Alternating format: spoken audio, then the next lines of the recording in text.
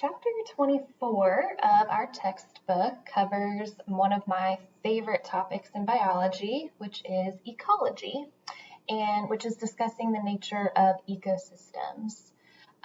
I did my personal studies, my master's degree is in ecology, specifically restoration ecology, looking at how after humans have had all of their influence over ecosystems, is there any way to recover them back to a normal state or how they would have been functioning prior to human influence? So this is obviously one of my favorite chapters, and I hope that you enjoy it also. We're going to be covering sections 1, 2, and 3. And we'll be looking at the following questions. You can pause here if you would like to jot those down. So far this semester, everything that we have talked about has been what I would consider kind of classical biology. We've considered questions about what's happening inside of us as organisms, and then how those processes keep us alive. But now we're jumping to another level where we're going to discuss how those individual organisms, such as us as humans, interact with and impact one another. So how we might interact with other humans or other organisms within our environment. So hopefully you recognize this figure on this slide as the levels of biological organization that we talked about in our very first lecture this summer. So we have covered during this class from the atomic structure, makes up the atom, to how those atoms come together to make molecules and cells, and how cells work together to form tissues, and then organs and organ systems work together to create a fully functioning individual. Obviously, we have focused on humans and not on the moose, like in our image here, but couldn't find one with people. But now we're going to be talking about how individual humans impact other humans within their populations, and then also our roles within our communities, where we're looking at other organisms that we might be impacting. So in this case, we don't mean community like our neighborhood block that we live on, but really the broader community of life and all of the other organisms that are sharing our space with us. And that's one of my favorite things about the study of ecology, is because it's really all-encompassing. You can ask any question about anything that you observe happening, and it can be encapsulated by this study of ecology. Kind of intimidating if you think about like how to narrow it down, but really, really exciting. So let's first make sure that we could define those last 4 levels of biological organization, the ones that are in red here: population, community, ecosystem, and biosphere, because those are the ones that we haven't quite seen yet in this semester, because we've been focusing so heavily on that organism level. A population, though, is all of the individuals of that same species that have the ability to interact with one another. And that interaction may be direct, where they come into contact with one another, or it could be indirect, like this antelope, for example, this antelope population. One antelope could be sensing another antelope based on like a scent marking that they've left or some other change that they've made to the environment. In the context of humans, though, how we define the, quote, human population becomes a little challenging, because we are capable of making such large changes to our environment and the ability to travel long distances. So the definition of population for humans could be very different than for an antelope, like in this example, because we have the ability to interact more with global trade, just general passage of knowledge. And we'll talk a lot about that in the next chapter. So the important piece here, though, is that to be part of a population, the organisms must be of the same species and be able to interact with one another, whether it be direct interaction or indirect interaction. If you're impacting another antelope, then you're within that population. At the next level, we have the community, and that community is going to include all of the living species within an within an ecosystem that can interact with one another. So still focusing on that ability to interact or impact another animal or plant, because it's anything that's alive. So a community will obviously be much larger and then include all of the living things in a given area that can, again, I can't stress this enough, interact with one another, whether directly or indirectly. When we're talking about ecology, it is all about interaction and interconnectedness. It's if you have two organisms that are not able to impact one another, then you're not going to be able to apply the principles of ecology to them. The community level is often confused with the ecosystem level, but the difference there is that an ecosystem includes not only the living, the biotic things, but also the non-living, the abiotic things.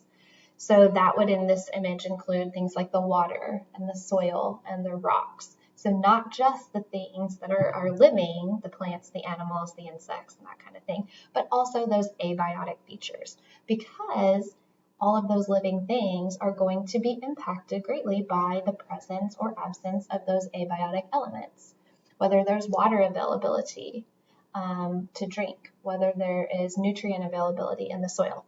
All of those are abiotic features of an ecosystem that would not be included in the community because they're not living, but definitely have the ability to interact with the living things within the ecosystem. So we're going to include those at the ecosystem level.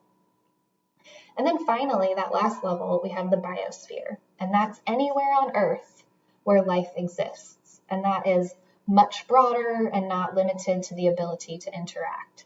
So the biosphere would be made up of a lot of ecosystems. You maybe learned in like grade school about biomes. That's kind of how we break up the biospheres into those different classifications of biomes. But now we're going to be talking about them more specifically in terms of ecosystems, where we're not classifying them based on like how much rain they get or amount of sunlight per year, like you would a biome. And an ecosystem is going to focus on that level of interaction. So then what exactly is ecology? We're going to be looking at all of those 4 different levels using the study of ecology. But ecology is actually the study of interactions within populations and among communities and within ecosystems. So the root of the word eco comes from the Greek word oikos, which means home. So ecology is literally the study of home, the study of where things live and how they are interacting with their environment to be able to remain living, which is a very exciting study of biology, in my opinion. So another set of terms that's really commonly mixed up are habitat and ecosystem. And the real things that these terms, these areas are answering is, where do those interactions that we talk about actually take place? So we already said that an ecosystem is composed of the living and non-living things that have the potential to interact with one another. A habitat, on the other hand, is the specific physical place where an organism lives, an individual organism. So a habitat is better defined, or it's kind of easier to draw a line around than an ecosystem. So for example, in this image, there's a fish, and the fish's habitat is the stream. It can't leave the stream and survive on its own, so that becomes its habitat, its physical place where it can exist. But it's part of an ecosystem that's much larger because it has the potential to interact with living and non-living things that are outside of its stream habitat. So it could get food from plants or insects that fall into the stream, or it could become food for a terrestrial animal hunting from the stream. So while the physical place where the fish lives is the stream, is its habitat, it's part of a much larger ecosystem. So an ecosystem could contain multiple habitats. One of the big areas of study within ecology is our trophic levels. So how does energy flow from one trophic level to another within an ecosystem? And that description of kind of who eats who or who eats what is an example of an interaction among organisms that an ecologist might study. It's probably one of the more basic interactions. In this course, we've talked a lot about the energy needs of our bodies, but where does that energy actually come from? How do we obtain that? And the Earth is mostly a closed system where not much comes in or goes out, but one thing that does come in is sunlight. And that sunlight is the root of, or the source of all the available energy. And that energy from the sun is collected by what we call producers. That's going to be our largest and basic trophic level, are our producers. And plants are the only producers, and they form that first trophic level of this, what we call the energy pyramid. And trophic levels are just a hierarchy of where an organism might fit in the food web. So we have our plant producers at the bottom, and they harness the sun's energy through photosynthesis, and they store it as starch and sugar in their plant tissues. That energy can then be passed along to the next trophic level by being eaten by what we call our primary consumers. They're usually our smaller guys. Then that energy can be passed along to the next trophic level by being eaten by secondary consumers. So we've got examples of animals that may eat these primary consumers. And the secondary consumers, they may either be carnivorous, meaning they only eat food from the trophic level directly below them, or omnivorous, meaning that they may also eat producers or plants. Going up in that energy pyramid, the next levels are tertiary and quaternary consumers, and they are almost always carnivorous and eat only from the trophic levels directly below them. One thing that is not listed on the energy pyramid are decomposers, and the roles that they play in energy flow is to recycle energy and nutrients that were unused after an organism has passed away, and then make it available for use within the ecosystem again. And this is super important because while sunlight is that constant source of energy input into the biosphere, the nutrient availability does not change.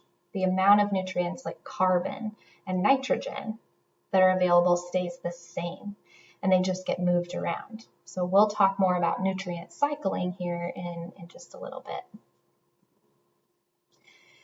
If you stack the trophic levels on top of one another, like we saw in our energy pyramid here, it's a good illustration of how energy moves through the environment.